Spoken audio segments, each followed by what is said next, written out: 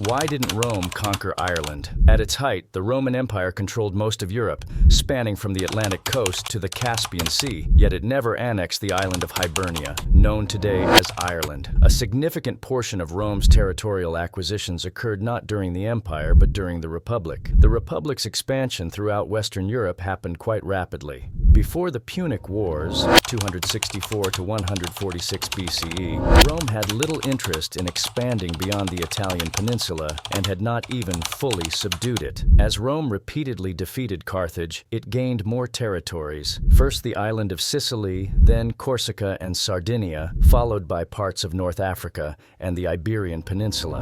By 146 BCE, in addition to the territories taken from Carthage, Rome also held Greece and Macedonia and had made advances into the Middle East. After the Punic Wars, they established their first Roman province in 121 BCE in the region known as Provence. Don't forget to subscribe to our channel for more fascinating historical insights. Within a few decades, the Roman army was involved in a war to support their Gallic allies against the Germanic tribes of the Teutons and Ambrons. Trade expanded in this region, but the Romans were too preoccupied with internal politics to consider invading the territory that would later become France. This situation changed in 59 BCE when Gaius Julius Caesar ended his consulship and arranged to be appointed as the general in charge of conquering Gaul. Thus began the Gallic Wars, which by the end of the decade had brought Gaul under Roman control. Caesar had the chance to push further across the English Channel to Britannia. He launched two invasions, the first in the late summer of 55 BCE and the second the following year.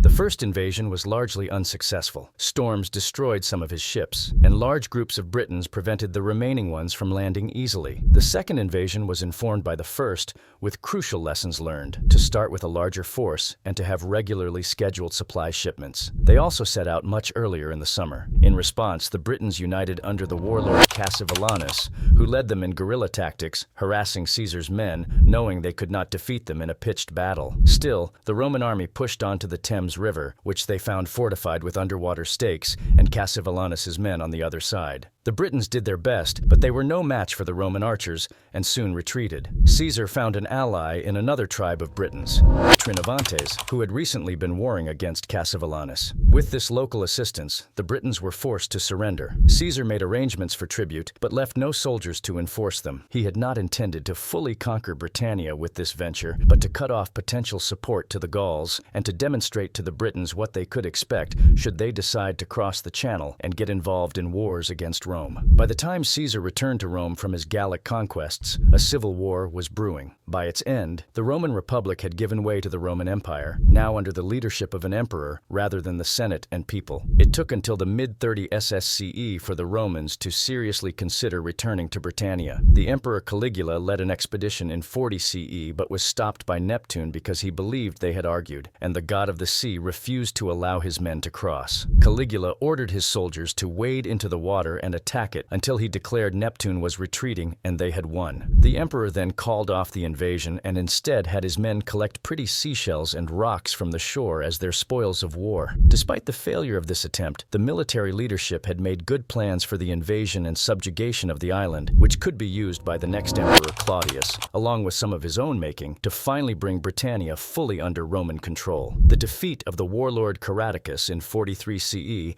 and making Britannia a Roman province was the crowning achievement of Emperor Claudius's reign. It would not have been unreasonable for the Romans to have continued across to take the rest of the British Isles, but this was not the case. There are a few reasons why Rome never conquered Ireland. First, the Britons did not bow down to Roman control quickly or meekly. The early governors of the province spent most of their time putting down rebellions, most notably the one led by Boudica, queen of the Iceni, in 61 CE. These rebellions were ironically a reason to invade Ireland, as it could be used as a stronghold against the Romans in Britain, as Caesar had feared was being done in Britain for the Gauls. Imperial politics also played a major role. The Julio-Claudian dynasty collapsed under Claudius's successor Nero, whose suicide prompted an 18-month period in which 4 men successively took control and 3 lost it. Once the government was again stable under the first of the Flavian emperors, Vespasian, some attention could be given to the British Isles. Vespasian and his successors largely chose good men to rule Britannia and left them to do their job jobs. The best known of these is Gnaeus Julius Agricola, best known in part because of his accomplishments, but likely more due to the fact that his son-in-law, Publius Cornelius Tacitus, is one of the most important sources for Roman history of this period. If Rome was ever going to conquer Ireland, it would have been by Agricola at the head of its legions. By the time of his governorship, 78 to 85 CE, the Britons had a few generations of Roman rule, and while there were still some small rebellions, the Romans were looking to expand beyond their few settlements in southwest England. They had pushed into Wales under Ostorius Scapula and moved northwest as well. Agricola spent much of his time as governor expanding into Caledonia. While conducting one of these expeditions, Agricola came to know an exiled Irish king, and both hoped to use the other for their own purposes.